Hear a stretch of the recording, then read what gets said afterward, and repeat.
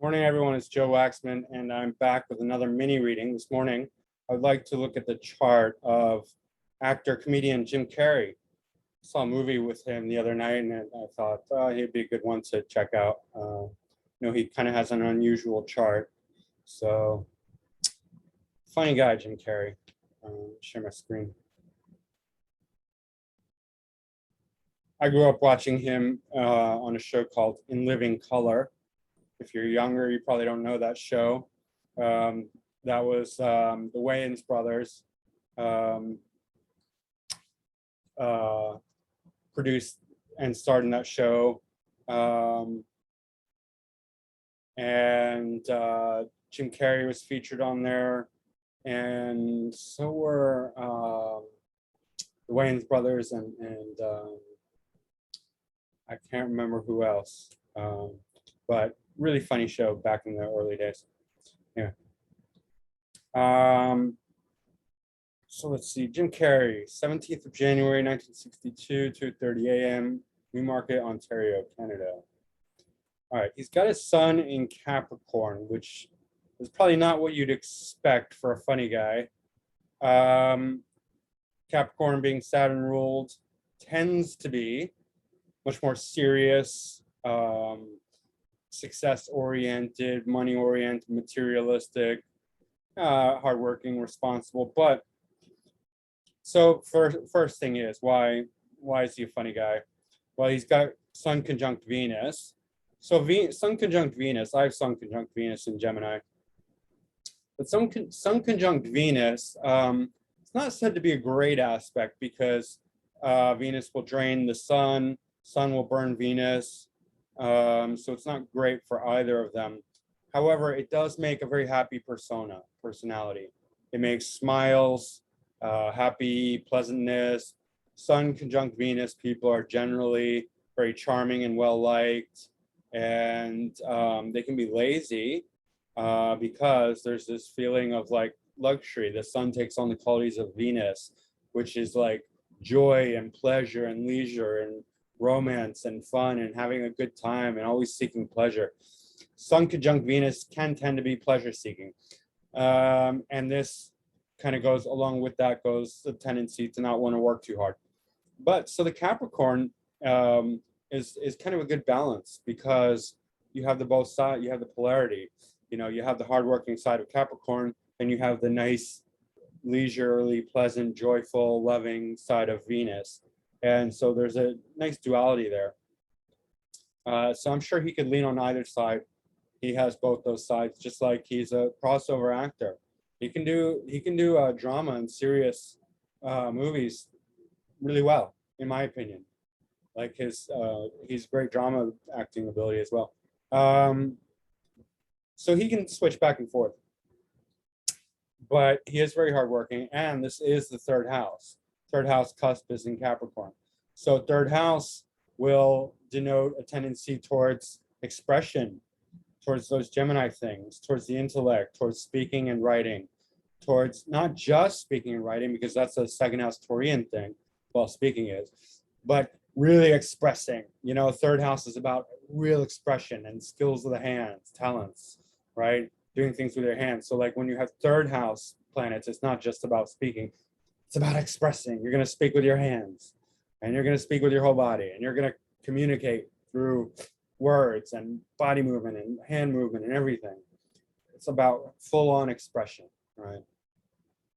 So that's very strong. And he's bringing the 10th house because the Sun rules the 10th house cusp, Leo, into the third house. So his career is going to involve this expression, right?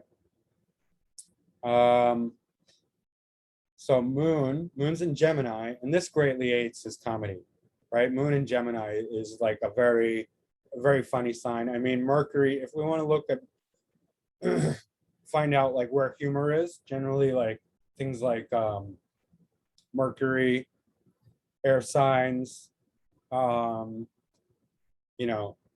Uranus, things like that. Just the more like intellectual, different combinations. We'll look at, we'll see different ones in different people, but for here, the moon in Gemini makes his mind super active, crazy, kind of. There's a tendency towards like a feeling of like, I don't want to say insanity because it's not like Gemini moons are insane, but the feeling, the energy of like just hyper movement and like always changing its mind and going back and forth and all over the place. It's a little bit crazy, moon in Gemini, because it's dealing with the emotions, the inner minds, and you can really bounce all over the place with this kind of moon. It's on the 8th house cusp, and the 8th house cusp is pretty deep and serious. The 8th house anyway, and that's not so much coming out in his comedy, although that probably adds a nice dynamism, you know, bring in like some like heaviness to it along with the Capricorn. We're seeing that again in the Scorpio. There's a real intensity to Jim Carrey's humor. You know, as funny as it is, it's also like extreme in a way. Like he has extreme slapstick, and that's to do with the heaviness in his chart, the Capricorn, the Scorpio, the 8th house. And it has some other influences. We see that more as he's getting older and becoming more spiritual. I would not be surprised if he is into the occult, right? If he is, I mean, he's probably very sexual, but if he was into like, you know, astrology, tarot, divination, magic, things like that, but kept it a little bit more secret, I would not be surprised. Because he is kind of weird, and we see that. Like, he's into like Eastern spirituality and enlightenment and consciousness and like waking up. Anyway, we'll talk a bit more about that later. Ascendant in Scorpio. I have my ascendant in Scorpio, so this is actually very similar to my chart. My ascendant's here, and my sun and Venus are here in the 8th house. But ascendant in Scorpio is so intense, and generally speaking, you would not expect a comedian to have ascendant in Scorpio, because that's more of like a ascendant in Scorpio is kind of, it can be mean and hidden and protective and you know, paranoid. But what's saving him really here is the Neptune. That's lightening it all up. That's giving him this real Piscean Neptunian flavor to his Scorpio. So it's like Neptune is also the planet you want to look for for actors a lot of the time, like acting, film, photography, any sort of creativity or arts or music. Neptune could be prominent, but especially acting, because it's the deception, it's the fantasy, it's the illusion, right? And he's in film, so that's very strong for him. Also spirituality, right? Spirituality, creativity, on the lower end of the spectrum, drugs, alcohol, sex, addiction, things like that, dishonesty. But he's fulfilling this Neptune through acting, right? But Scorpio is very intense, so he has this very intense way about him. His humor is very intense. It's even painful at times, like the intensity of how deep and like he goes very far in his comedy. Let's put it that way. It's very extreme comedy. Another one might be interesting to look at is kind of reminds me a bit of Jerry Lewis. I might look at his next. So yeah, and Neptune is the co-ruler of Pisces, so it's fifth lord in the first. So fifth would have to do with, you know, drama, acting, creativity, fun games, being in front of the stage. Fifth is a fame-giving house, recognition. The fame-giving houses are 5th, 7th, 10th, 1st, possibly even 11th. But let's look at the other planets now. So Mars is exalted in Capricorn, very strong. And an exalted planet is going to strengthen the house, the planets nearby. It's going to add its strength to them. It's in the 2nd house, but it's influencing the 3rd house cusp because it's in the same sign and within 10 degrees. So this is influencing the third house, second and third house, and these planets, benefiting these planets. But this is the second and third house here relates to speech and expression together, right? So just it's adding more power to his speech. It's also second house is a wealth giving house, so making him wealthy.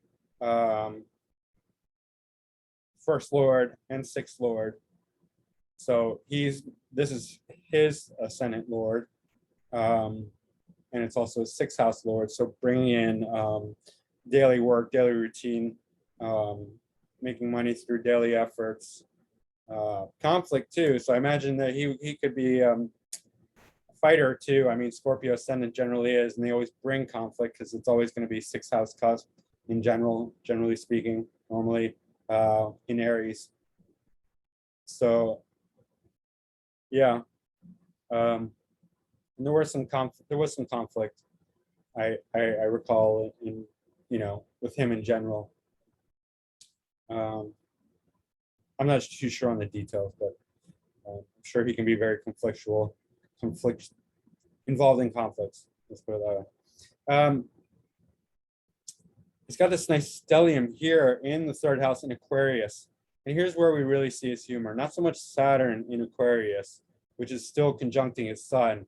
And this also explains, that's good for the sun because it's aspecting its dispositor, Capricorn, in Aquarius. So it's still in domicile, co-ruled by Uranus. So it's still a strong Saturn aspecting the sun. But this shows a very, very serious side to him. And he has a lot of humor, and he kind of deflects with humor. I'm sure that's his outer shell. Underneath, he's very serious, very hardworking, and it's a very long career.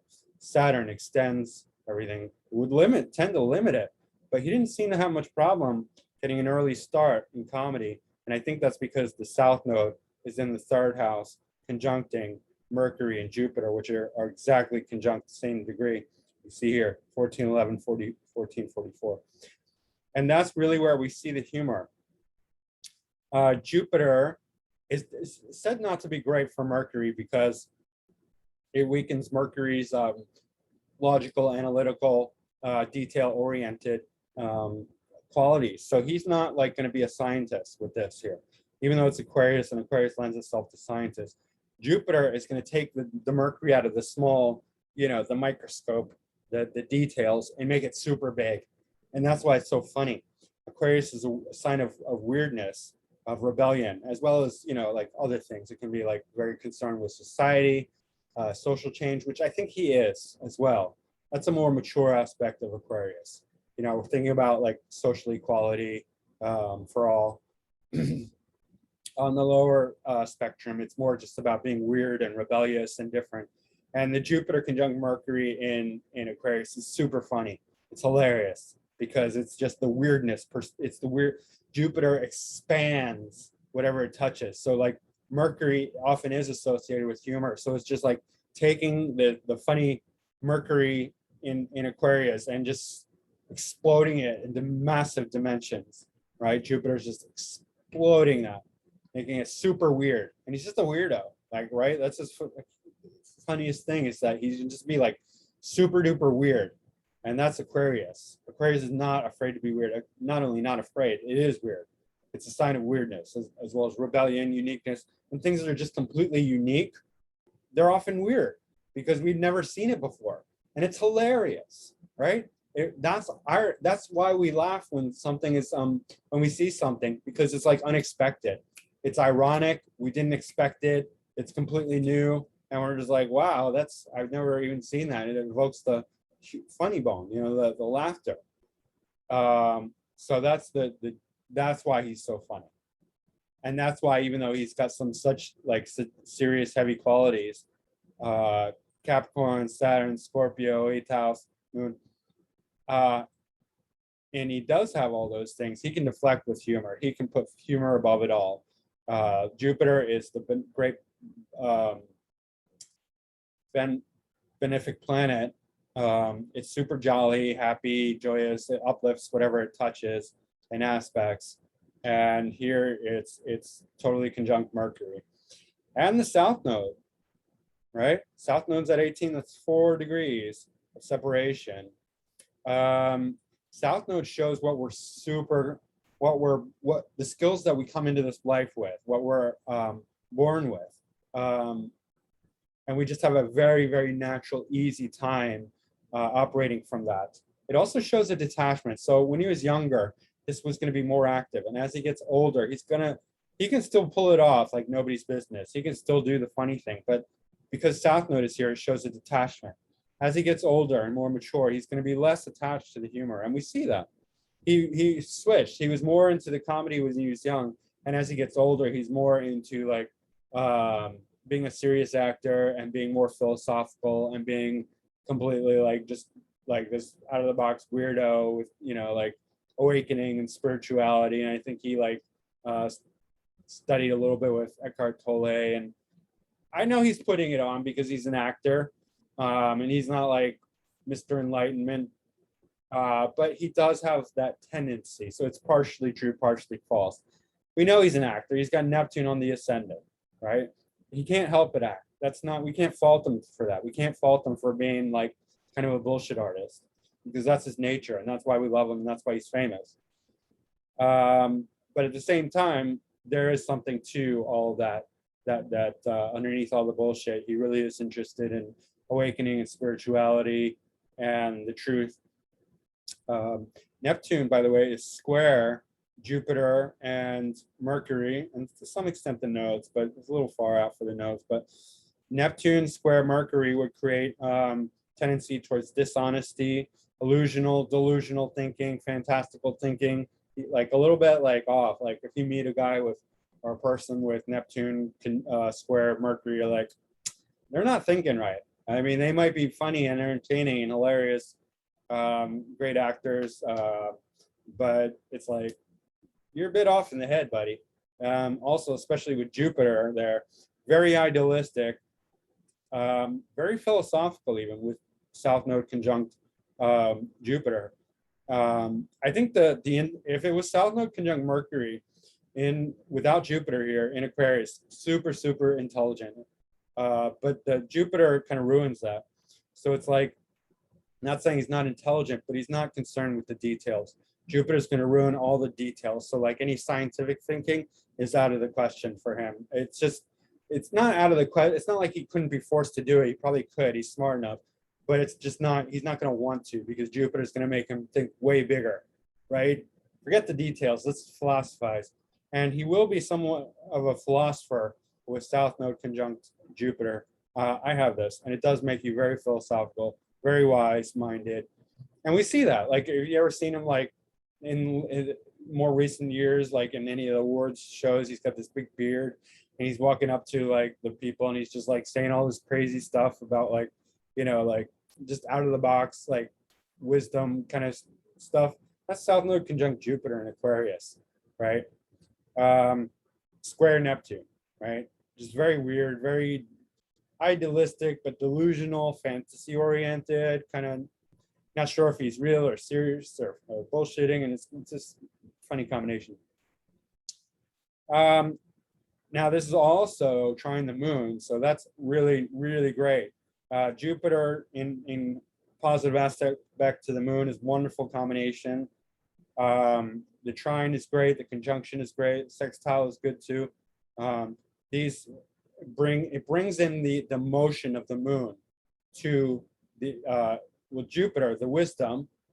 Jupiter is exalted in moon sign Cancer, so it's like wisdom of the heart. It's connecting that. Trine Mercury, it's making a very emotional, impactful speaking ability, right? He can bring his heart into his words and his expression. So that's really positive. What else? We got Uranus conjunct the MC by 2 degrees in Leo. So Uranus, ruling the 4th house cusp, so like early childhood development is success, right? Success from early on, right? even though Saturn's aspecting here, still early childhood, right to the top. I mean, the co-ruler Saturn's in the third house, but so expressive ability right from the early childhood, ability to be funny, strong expression right from early childhood and early childhood success. Because Leo also is the sign of fame and recognition and being on stage in front of people. Uranus is like sudden, so like sudden fame, sudden recognition. And he was a star from the early on in the Living Color days, superstar, right? He became a bigger star than all the others. Well, there was one of the other black actors, not Marlon Wayans, Jamie Foxx, also really big, but I think Jim Carrey overall is bigger, but it's not really the point. Uranus is very shocking, and he is shocking. Like his comedy, his humor, his whole thing is shockingness, and that's pulling from this third house stellium, because Uranus in Aquarius. Pluto in Virgo in the 10th house, again adding to his powerful career, very powerful. Pluto makes everything deep and powerful and transformative. He transformed a lot, right? Going from like this crazy slapstick humor that's just absurd and insanely funny to quite a good drama actor, or in between. Like he does some stuff that was in between, like comedy and drama. Also like the transformation into something more spiritual, right? This more awake guy that we know of, that's more in recent years. And Pluto's going to keep transforming his public image, his public career, making it powerful, deep, intense, obsessive, but upwardly transformative, right? What else? Okay, so also we see North Node away from the humor, the Jupiter, Mercury humor that we have in the South Node, detachment here, and here we have obsession. Like he's still obsessed with career success, being in front of the camera, being in the limelight, but this is actually 9th house.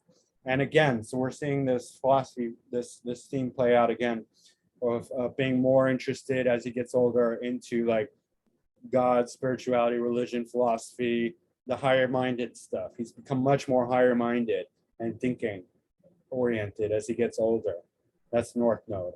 North Node comes alive after the age of 42, especially, right? And so Jim Carrey is actually a very deep kind of guy. We can see that here. He's got this tremendous expressive ability, like fantastic, right? But very strong spirituality too. Scorpio ascendant is no joke. Scorpio ascendant is not easy. It will transform you again and again and again, just like Pluto in the 10th, transforming his career. Moon in the 8th, transforming his inner emotional quality. Scorpio ascendant, I have Scorpio ascendant, like I said, numerous times. I know, I always say that. But it's going to transform you. It's through a lot of pain and crisis. I mean, we think just because he's a funny guy that he's not going through his own internal process that can be very painful at times. He is, and he does. I mean, it's made him a much more deep and authentic kind of person underneath the facade. He's got a strong facade, right? This Mercury conjunct Jupiter, square Neptune, trine the moon. He's always up front with the funny, with the jokes, with the humor. That's the deflection. Underneath, he's very serious, very spiritually oriented, philosophical, and transformative. So I like Jim Carrey a lot. I mean, I hope he's a good guy. I don't really know that much about him, but I know he's been like one of the ones to expose the Hollywood trends, and he's like, mocking it, all seeing tongue, stuff like that. He did that on some talk show. And I really hope he's a good guy, because I think he's cool. And well, let's see. I'll just mention his 9 key because I brought it up. He's a 335, and so 9 key again from the Japanese astrology. This is the original astrology I learned, and it's 9 numbers that are associated with different natural phenomenon, and the original chart. The 9 key chart is different because it's basically like the magic square with 5 in the middle and 6, 7, 8, 9, 1, 2, 3, 4. Any way you add it up, it adds to 15. That's the 5 chart. That's the basic chart. But the other charts will look like this. Let's see it. Okay. Oh well. Anyway, 335. So 3 is like young tree. So it's like the upward sprout. So it's symbolized by thunder, and it has very quick upward growth. 3s often gain success at an early age, which again furthers this Uranian theme. It has a very strong Uranian connection, number 3, because it's lightning and thunder. So is Uranus. So we see Uranus right at the top, from the bottom to the top, 4th to the 10th. And we're seeing this repeating pattern in his 9 key, 335. That's thunder, that's early success. And there's a lot of sensitivity that comes with it, but a lot of kind of like shocking, jarring, frank way of going about things. Very like sudden speech, sudden action, suddenness, right? They're just very sudden and sharp and kind of pokey and quick. And just what it says about it is self-assertive, hardworking, passionate, talented, sensitive, stubborn, impatient, explosive. Also, these people cannot be told what to do because the 5 tendency at the end, 335, if you tell him what to do, he's just going to do what he wants anyway. So don't even bother. And just like great for performance also. These are great performers just because they're just very, can be very charismatic and powerful on stage presence. Some people who are had the same numbers are Humphrey Bogart, Elvis Presley, and Jimmy Page, and some others who are less well known. Well, Edgar Allan Poe. Yeah. So that's interesting. I always think it's interesting when the 9 key numbers and the Western astrology kind of add up to paint a picture that's very similar, and it does here.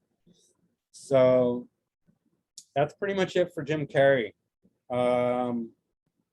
Super funny guy, but also very serious and deep, and he actually has a lot of wisdom.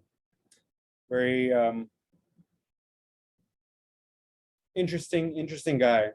I mean, Jupiter in the 3rd house is not going to be fantastic because its home is in the 9th house, so it's more like street wisdom, like talking to your neighbors and your friends and your siblings about higher things. So, and that has its own place, and that's not a terrible thing at all, but it's not like high-minded wisdom of the 9th house anyway. But it is Aquarius, and Aquarius is very high-minded. 11th house, very society-minded, social in the biggest sense about society. Anyway, I think I already said that. So that's it for now. I'll be back soon with another mini reading. And don't forget to like, subscribe, and share if you enjoy this content. Go to my website, macroastrology.com, to book a reading. And thanks for watching. I'll see you soon. Bye.